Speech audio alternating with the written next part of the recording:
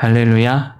네, 오늘도 하나님좌에 나오실 성도님들을 환영하고 축복합니다. 물고기 박사라고 불리시는 분이 한 분 계셔요. 최기철 교수님이신데, 이 최기철 교수님이 책에서 이런 이야기를 합니다. 무슨 이야기를 하냐면 7대 3에 관한 이야기라고 해요.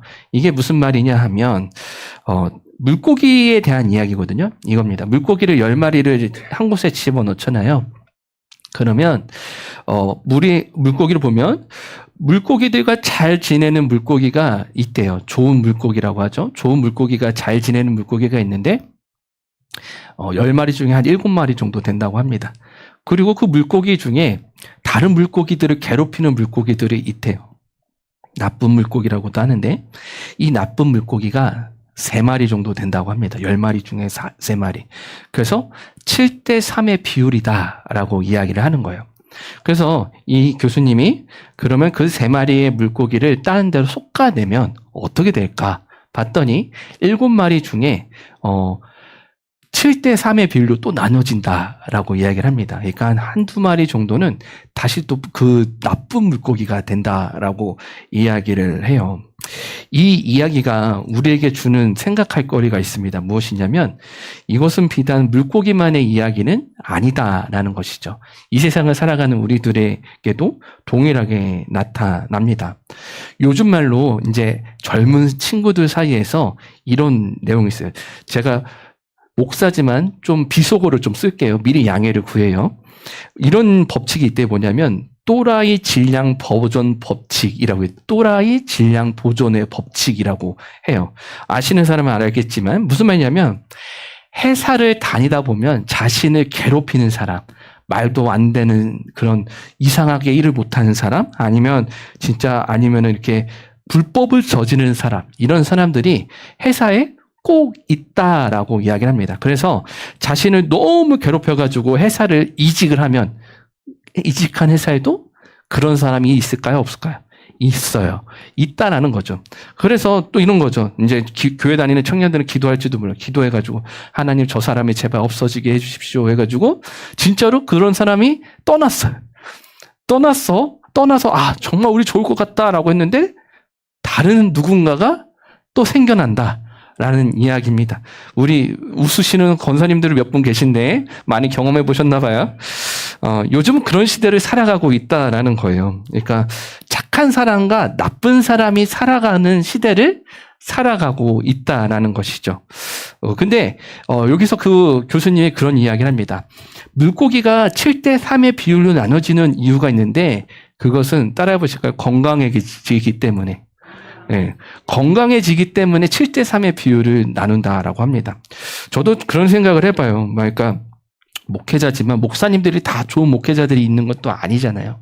그래서 그렇게 경험하다 보면 저 목사님이 가시면 참 좋을 텐데라고 생각을 해보기도 했지만 또 생각해보면 그런 분들이 있어서 또 저에게 있어서 또 그런 도전이 되고 또 열심히 하려고 했던 그런 모습들도 생각나게 되더라고요. 그래서 저희가 기억해야 되는 것은 무엇이냐? 이 착한 사람과 착한 물고기와 나쁜 물고기가 있듯이 우리의 삶에도 우리가 살아가는 시대 가운데도 착한 사람과 나쁜 사람이 있더라라는 것이죠. 이것을 기억하시면서 오늘 사도행전 6장 말씀을 보면 6장의 말씀을 보면 어떤 사람들이 가득한 모습을 보게 되냐면 성령의 충만함을 가득한 사람들을 보게 됩니다. 오늘 사도행전 5장에서는 사도들이 복음을 전하다가 잡혔어요. 복음을 전하다 잡혔는데 이 대제사장들이 뭐라고 얘기했냐면 다시 풀어줘요. 왜냐하면 이 사람들 죽이면 더 믿는 사람이 늘어날까 봐 그게 걱정이 돼서 이 사도들을 풀어주게 됩니다. 근데 그 사건을 위해서 6장 1절에서 무엇이라고 얘기하냐면 1절 말씀을 저와 같이 한번 읽어보도록 하겠습니다. 읽겠습니다. 시작. 그때에 제자가 더 많아졌는데 헬라파 유대인들이 자기의 가부들이 매일의 구제에 빠짐으로 히브리파 사람을 원망하니. 아멘. 1절 시작이 이렇게 돼 있어요. 따라해 보실까요? 그때에 제자가 더 많아졌는데 제자들이 더 많아졌다라는 겁니다. 그러니까 성령의 사역을 보면서 성령에 충만한 사람들, 복음을 영접한 사람들이 아주 많이 모이게 되는 것이죠. 아마 추측으로는 최소 8,000명. 최소 8,000명 정도 될 거라고 합니다. 무슨 말이냐면 사도행전 2장 41절에 사도들을 통해서 3,000명이 믿게 되거든요. 그리고 나서 4장 4절에는 5,000명이 믿어요. 남자만. 그러면 적어도 8,000명, 아마도 거의 2만 명 가까운 사람들이 예수님을 따르는 사람들이었을 것이다 라고 학자들은 추측을 하고 있습니다. 근데 이걸 보면서 또 이런 생각합니다. 저희 서곡교회도 이런 충만함이 가득하길 기도합니다. 아멘. 제자들이 모여서 이렇게 모이다 보니까 얼마나 뜨거웠겠어요. 얼마나 정말 뜨거운 사람들이 모였겠어요. 근데 제가 그 얘기를 드렸죠. 무슨 말을 드렸냐면 7대3의 비율을 말씀을 드렸잖아요. 모든 뜨거운 사람들이 모였으면 정말 뜨거울 것 같은데 그 안에서도 문제는 있더라라는 것입니다. 우선 좀 사역에 대해서 좀 살펴보기 원하는데 제자들이 함께 모여서 했던 사역들이 있어요. 그러니까 사람들이 늘어나니까 늘어나고 한 2만 명가량 되는 그런 성도들이 모이다 보니까 그런 사람들이 나타나는 거예요. 뭐냐면 저희가 이제 아나니아 삽바라가 아니라 삽비라처럼 그 자신들의 예물을 그 교회 공동체에 내는 성도들이 생겨나기 시작하는 것이죠. 그리고 그 예물을 통해서 구제하는 사역을 시작하게 됩니다. 그래서 성도들이 늘어나고 제자들이 했던 것이 있는데 뭐냐면 고아와 가부를 구제하는 사역이었어요. 매일매일 이 가부들을 돕는 사역이었습니다. 그래서 이 초대교회의 모습을 보면 아주 성령 충만하고 아주 능력이 강하고 그리고 정말 많은 이들이 모였잖아요. 그러니까 얼마나 뜨거운 모습을 가진 모습을 볼 수 있었겠냐만 그 안에서도 7대3의 모습은 나타나게 되어 있다라는 것이죠. 그래서 1절에는 이렇게 이야기하고 있는데 저와 같이 다시 한번 1절 말씀을 한번 읽어보도록 하겠습니다. 읽겠습니다. 시작. 그때에 제자가 더 많아졌는데 헬라파 유대인들이 자기의 가부들이 매일 구제에 빠짐으로 히브리파 사람을 원망하니. 아멘. 문제가 보이죠? 어떤 문제가 보이냐면 이거예요. 헬라파 유대인들이 불평불만을 갖기 시작합니다. 무엇이냐면 구제 사역에서 자신들 헬라파 유대인들의 가부들이 구제 사역에 빠졌다라는 이야기를 하는 것입니다. 예수님의 제자들, 사도들이요, 가부와 돌보는 사역에 대해서 매일같이 집중을 했습니다. 그런데 안타깝게도 이 헬라파 유대인들의 가부들은 그 사역의 돌봄을 받을 수가 없었던 것이죠. 이런 일이 발생한 것에 대해서 저희는 자세히 알 수 없지만 이것을 통해서 알 수 있는 사실이 하나 있습니다. 무엇이냐면 예수님의 제자들이 그 사역을 하기에는 이제 사역의 규모가 꽤나 커졌다라는 것을 또한 발견할 수 있을 뿐더러 또 하나는 무엇이냐면 성령님이 역사하시는 공동체 안에서도 문제들은 발견할 수 있다라는 것입니다. 그래서 주변에 막 그런 분들 계시잖아요. 어떤 분들이냐면 나 교회 옮겨야 되겠어 라고 하신 분들, 저희 서곡교회는 안 계실 줄 믿습니다. 그 주변에 그런 분들이 계실 거예요. 그러면 그런 분들한테 그렇게 얘기를 하셔야 돼요. 뭐냐면 거기도 그럴 거야. 이렇게 얘기를 해야 되고. 무슨 말이냐면, 성령님이 계셔서 역사하시는 그 공동체 가운데서도 문제는 분명히 있습니다. 어느 교회를 가도 문제는 있어요. 그곳에서 이겨내는 신앙을 가져내는 것도 참 중요한 것이죠. 그래서 그런 주변에 그런 지체들이, 고민하는 지체들이 있다면 그 안에서 성령님의 역사심으로 이겨낼 수 있는 신앙을 가져라 라고 권면해 주시는 것도 참 필요합니다. 그래서 오늘 말씀을 좀 더 돌아가서 성령님의 이끄심을 받았던 교회 공동체였지만 그 안에서 불만이 나왔다라는 사실은 이 사도들에게 자신들이 했던 사역을 되돌아보게 하는 시간을 갖게 합니다. 그리고 진단을 내립니다. 왜 우리 가운데 이런 문제가 나타났을까? 이런 진단을 내리는데 2절에 이렇게 이야기하고 있습니다. 저와 같이 2절 말씀을 한번 읽어보도록 하겠습니다. 읽겠습니다. 시작. 12사도가 모든 제자를 불러 이르되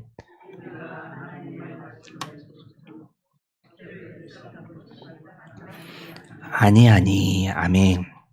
하나님의 말씀을 제쳐놓고 무엇을 했냐면 접대를 삼았다라고 얘기를 합니다. 이 접대가 저희가 생각하는 접대가 아니라요. 세번역 성경에 이렇게 얘기하고 있어요. 하나님의 말씀을 전하는 일을 제쳐놓고 음식을 베푸는 일에 집중했다라고 세번역 성경은 이야기합니다. 즉 음식을 베푸는 일에 너무 집중하다 보니 하나님의 말씀을 전하는 사역에 집중하지 못했다라고 이야기를 합니다.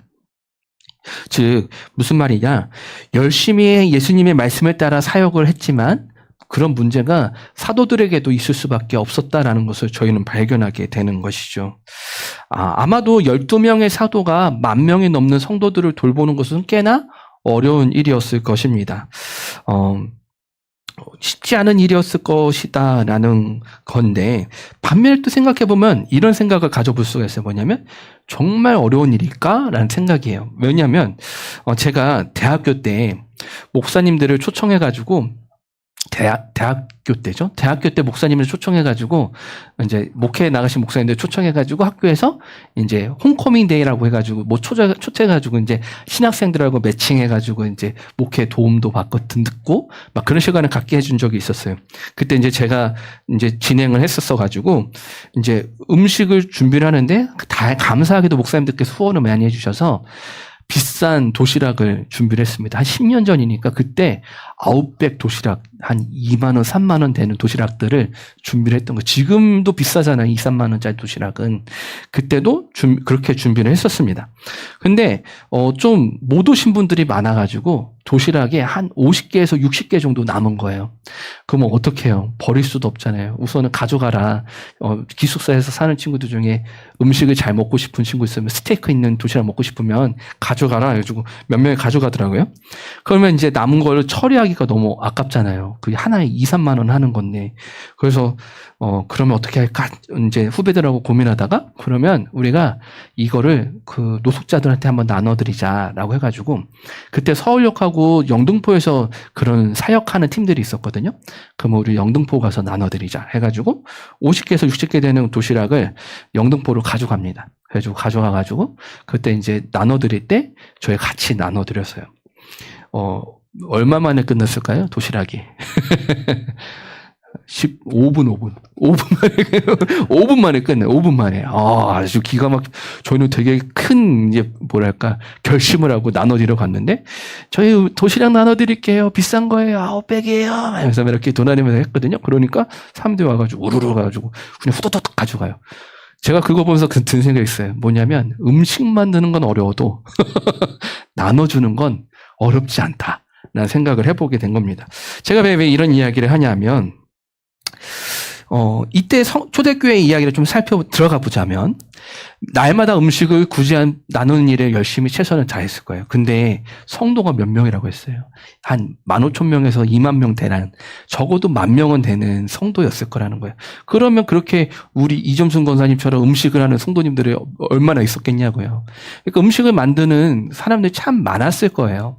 그러니까 음식 만드는 건 문제가 되지 않고, 그리고 사도들이 음식을 나눠주지 않아도 누군가가 와서 음식을 나눠주는 사역을 했을 거라는 겁니다. 근데 이게 정말 사도들이 힘들었을까라는 생각을 해보면 저는 아닌 거예요. 제가 권사님들 욕할 수도 있어요. 아유, 목사님 식당을 몰라서 그래요. 막 그럴 수도 있지만 아무리 생각해봐도 성도들이 그렇게 많은데 음식을 나눠주는 사역이 그렇게 말씀을 제쳐놓고 그것을 해야 되냐 생각해보면 저는 아닌 것 같은 거예요. 근데 감사하게도 그런 시선들이 있어요. 뭐냐면 성경에 접대라는, 저희가 2절 말씀에 이제 접대라는 단어가 보이잖아요. 이 접대를 세번역에서는 음식을 나눠줬다라고 얘기를 하는데, 이게 이제 헬라어로 쓰인 단어가 뭐냐면 트라페자이스라는 단어입니다. 이 단어가 누가복음 19장 23절에서는 뭐라고 쓰이냐면 은행이라고 써요. 은행이 이 단어의 원래 뜻은 무엇이냐? 테이블에서 계산을 하다라는 뜻을 가지고 있어요. 즉 무슨 말이냐? 접대를 했다라는 것은 음식을 주는 것도 주는 건데 테이블에서 돈이 필요한 사람들을 돈을 이렇게 주는 일도 했다라는 것입니다. 그래서 사도들이 힘들었던 거예요. 무슨 말이냐? 이런 거예요. 그냥 저희가 이번에 추수감사주일에 누구를 도와드리자라고 얘기했는데 도와주는 것도 쉽지가 않은 거예요. 왜 쉽지가 않느냐 하면 누군가는 누군가의 또 도움을 받고 나라의 도움을 받을 수 있으니까 누군가를 돕는 것도 쉽지가 않았는데 저희도 그런 생각을 갖잖아요. 사도들도 마찬가지였어요. 그러니까 누군가가 우리 좀 힘듭니다. 도와주십시오. 그러면 사도들이 기꺼이 도와주려고 하는데 저 사람이 정말 도움이 필요한지 아닌지를 사도들이 날마다 생각을 해야 됐고 날마다 추려야 했고 날마다 그 사람들을 구별해내야 했다라는 것이죠. 그래서 사도들이 말씀을 전하는 일보다는 누군가를 도와줘야 되고 누군가를 추려야 되고 그리고 재정을 어떻게 관리해야 되는지에 대해서 그런 고민들을 할 수밖에 없었다라는 것입니다. 그리고 놀라운 사실은 무엇이냐면 예수님의 제자들 가운데는 세리들도 있었지만 중요한 건 뭐냐면 대부분은 어부들. 그러니까 그냥 평생을 그냥 노동을 하면서 살았던 제자들이었어요. 그런 사람들의 돈을 관리하고 누군가를 판단하는 게 쉽지 않았을 거였다는 것이죠. 그래서 이런 거예요. 성도님들도 한번 생각을 해보세요. 예수님의 12제자들은 유대인들이었습니다. 그냥 예루살렘, 이스라엘에 살았던 유대인들. 그래서 누군가가 저 너무 힘들어요. 근데 제자들 봤을 때 이제 이스라엘, 예루살렘에 살았던 유대인들은 저 사람 정말 힘들지 하고 도와주기가 너무 편해요.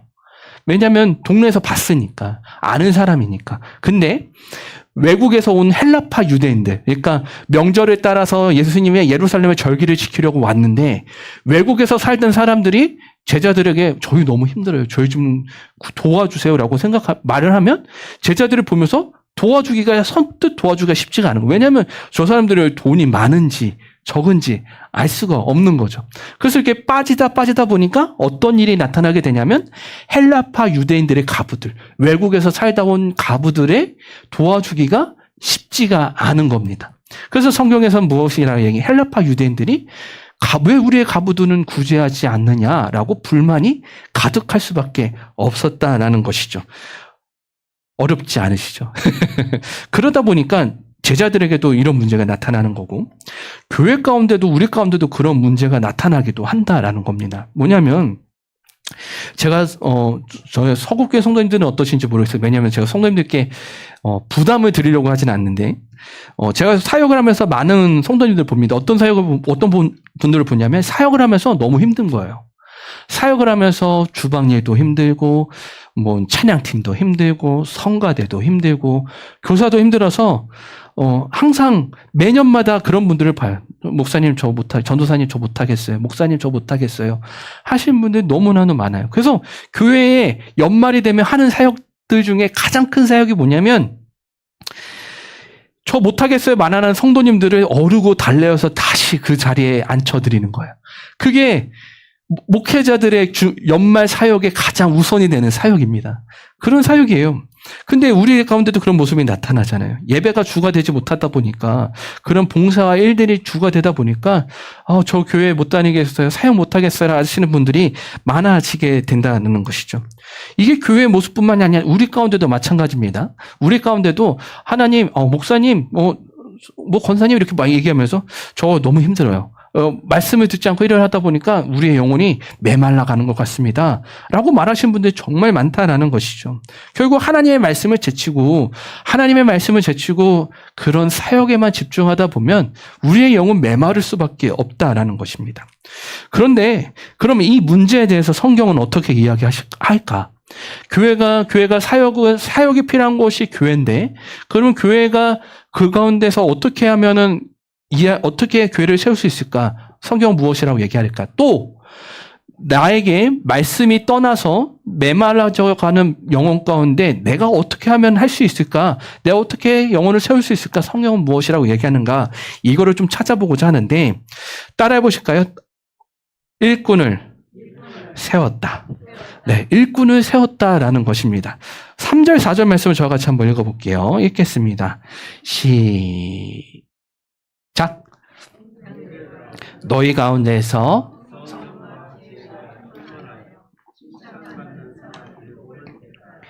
우리가 이 일을 그들에게 맡기고 우리는 오로지 기도하는 일과 말씀 사역에 힘쓰리라 하니. 아멘. 여기서 12사도들이 한 것이 있어요. 우리가 말씀을 보지 못했구나. 그러면 어떻게 해야 되느냐? 일꾼을 세웠다라는 것입니다. 근데 성도님들 분명한 게 있어요. 무엇이냐면 여기서 짚고 넘어가야 되는 게 있는데 잘 기억하셔야 돼요. 뭐냐면 12사도들이 일꾼을 세웠잖아요. 7명의 사람을 세웁니다. 근데 일이 바빠서 세운 게 아니에요. 기억하셔야 돼요. 내가 너무 사역하는 게 너무 바빠서 그러면 사람을 더 세웁시다 해서 세운 게 아니라 제자들이 세운 그 기준은 무엇이냐면 하나님의 말씀을 제쳐두는 신앙이 되니까 그래서 일꾼을 세웠다라는 것입니다. 목사님 그게 무슨 말이에요? 말장난 같아 보여요? 라고 말할 수 있지만 중요한 것이 있어요. 뭐냐면 우리가 바쁘지 않아도 말씀을 제쳐놓는 사람이 된다면 우리가 그 말씀을 제쳐놓는 사역이 되었을 때 어떻게 해야 되냐면 그것에 대한 그것에 대한 그런 해결로, 12제자들이 보여준 건 뭐냐? 일꾼을 세웠다라는 것이죠. 그냥 일손이 부족해서가 아니라,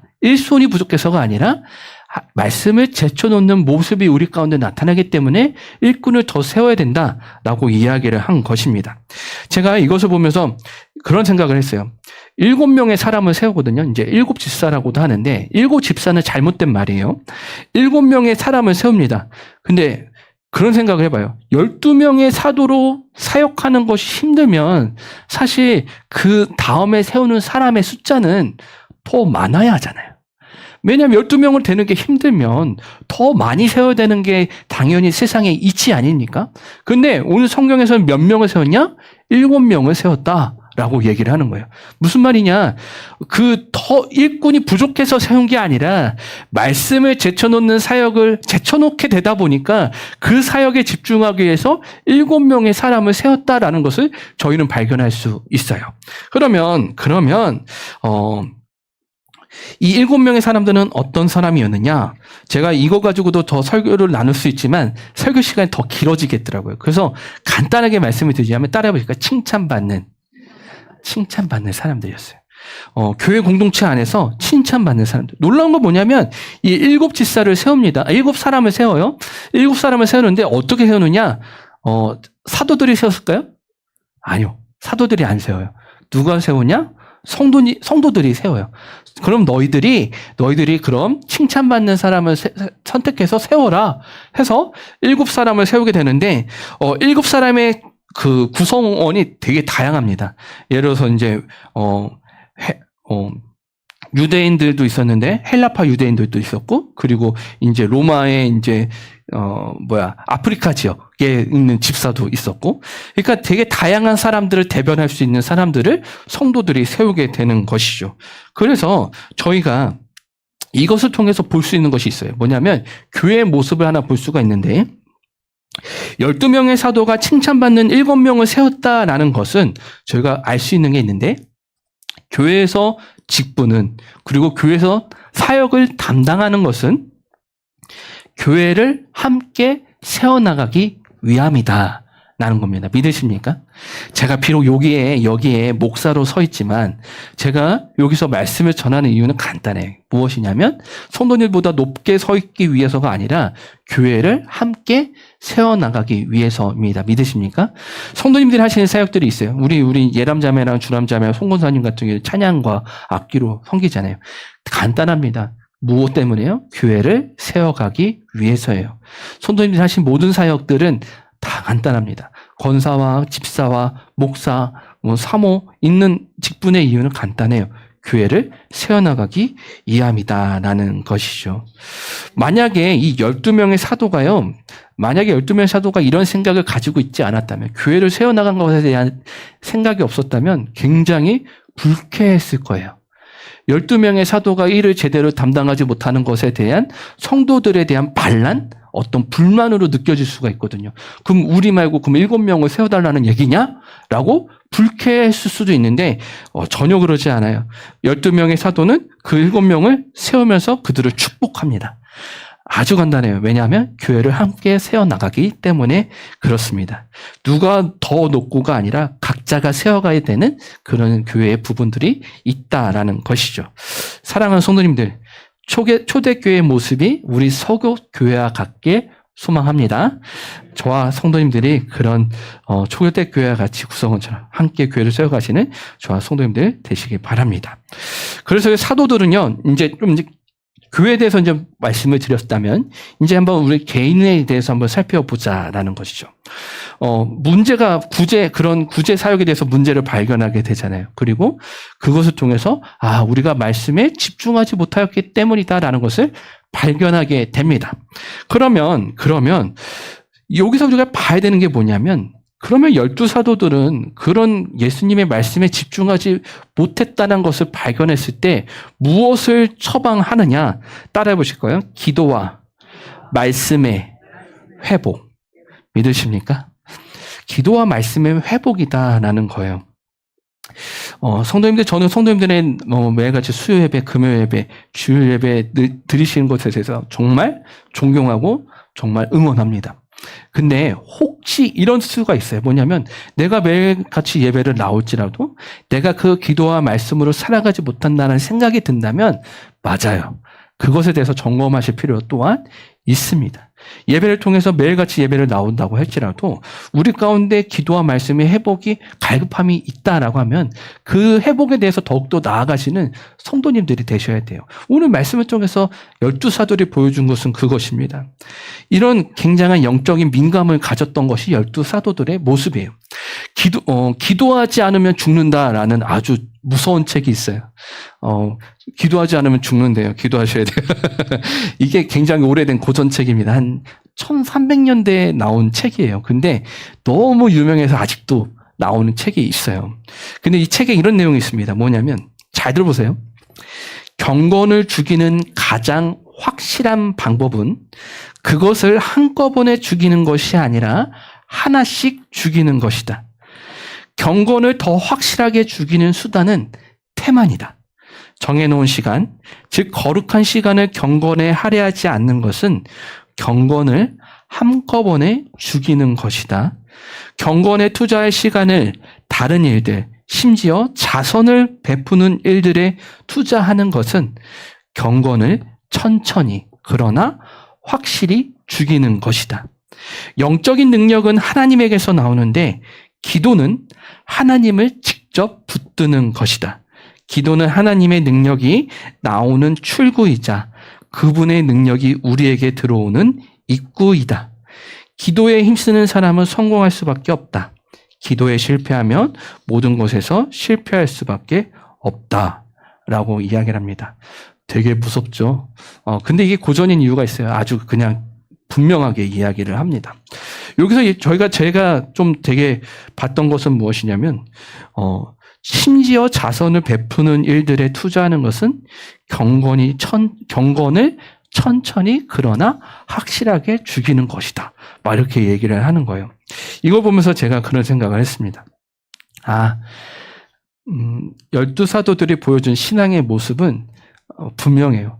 내가 그렇게 경건의 삶을 살지 못한다면 기도와 말씀으로 더욱더 가까워져야 된다라는 것을 알았다는 것이 참 올바른 신앙의 모습이구나라는 생각을 합니다.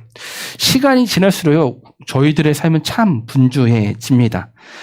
만나야 할 사람들도 많고 그리고 만나서 해야 할 일도 참 많습니다. 그런데 성도님들의 삶은 어떠신가 한번 살펴보세요. 그런 삶을 살아가고 있으신가? 저도 이 말씀을 준비하면서 저를 많이 돌아봤습니다. 참 쓸데없이 바쁜 삶을 삽니다. 분주한 삶을 살기도 해요. 근데 중요한 무엇인가를 빠뜨리고 살아가고 있지 않으신가 한번 점검해 보시길 바랍니다. 그리고 빠뜨린 것이 있다면 신앙의 본질로 돌아가십시오. 기도와 말씀으로 돌아가시는 저와 성도님들 되시길 바랍니다. 그리고 모든 일을 다 하려고 하지 마십시오. 가장 중요한 일이 우리에게 무엇인지를 기억하십시오. 기도와 말씀 생활은 여가 생활이 아니라 모든 것을 다 맞춰놓고 하는 일이 아니라 우리가 목숨을 다해서 해야 하는 일이다라는 것입니다. 그래서 제자들이 보여줬던 그 기도와 말씀의 삶이 우리에게 있어서 우리가 말씀에 메마르고 우리가 그런 교회 예배를 드리며 사역을 하는 것이 메마르고 그런 매너리즘에 빠질 때쯤이면 우리가 돌아봐야 되는 거죠. 기도와 말씀으로 돌아가는 것을 말이죠. 그래서 그렇게 돌아간 열두 사도의 모습을 통해서 저희가 발견할 수 있는 것이 있는데 오늘 말씀의 제목이 나타납니다. 7절 말씀을 저와 같이 한번 읽어보도록 하겠습니다. 읽겠습니다. 시작. 하나님의 말씀이 점점 왕성하여 예루살렘에 있는 제자의 수가 더 심히 많아지고 허다한 제사장의 무리도 이 도에 복종하니라. 아멘. 사실 성도님들 그 12사도가 했던 그 모습을 너무나도 담당할 수 없으니까 7명의 사람을 세우잖아요. 그게 왜 교회를 세우고 수많은 제사장들이 이 도에 빠질 정도의 일이 됩니까? 말도 안 되는 일이죠. 근데 놀라운 건 뭐냐면 이 말씀은 그렇게 증거하고 있다는 거예요. 12명의 사도가 그 하나님의 말씀에 집중하지 못해서 기도와 말씀으로 돌아가는 사역을 하고 일꾼을 세우는 그 모습에 대한 반응으로 일꾼을 세우는 사역으로 나타나니까 교회 안에서 그리고 세상 가운데서 나타나는 변화는 점점 왕성해져 가는 모습이 나타난다는 것이죠. 저희가 생각했었던 말도 안 돼요. 왜냐하면 아니 어떻게? 아니 그냥 7명 세웠을 뿐인데 그게 어떻게 그렇게 나타날 수가 있어? 라고 생각할 수 있지만 하나님의 사역은 그러하다라는 것입니다. 믿으십니까? 하나님께서는 그렇게 나타나게 보이시는 거예요. 하나님의 말씀이 점점 왕성해지고 그 말씀을 통해서 예루살렘에서 제자의 수가 늘어나고 제사장의 수도 늘어나는 그런 역사가 이곳 가운데 나타난다는 것이죠. 사랑하는 성도님들, 서곡교회 가운데도 이렇게 나타나게 소망합니다. 점점 왕성해지는 하나님의 말씀이 왕성해짐으로 말미암아 예루살렘이 이스라엘이 변했던 것처럼 우리가 있는 이 연희동과 인천 서구가 그리고 열방 가운데 그리스도의 살아계심을 증거하는 저와 성도님들 되시길 바랍니다. 제자의 수가 많아지고 허다한 제사장의 무리가 회심한 이 결과는 하나님의 말씀이 왕성해졌기 때문임을 기억하십시오. 새로운 일꾼들이 세워졌기 때문이 아니라 진짜 중요한 사역으로 돌아오게 되었을 때 나타난 열매였다는 것을 기억하시는 저와 성도님들 되시길 바랍니다. 진짜 중요한 일을 놓치지 않으면 하나님께서 주시는 열매를 분명히 얻게 됩니다. 그것을 기억하시는 저와 성도님들 되시길 바랍니다. 기도하시겠습니다.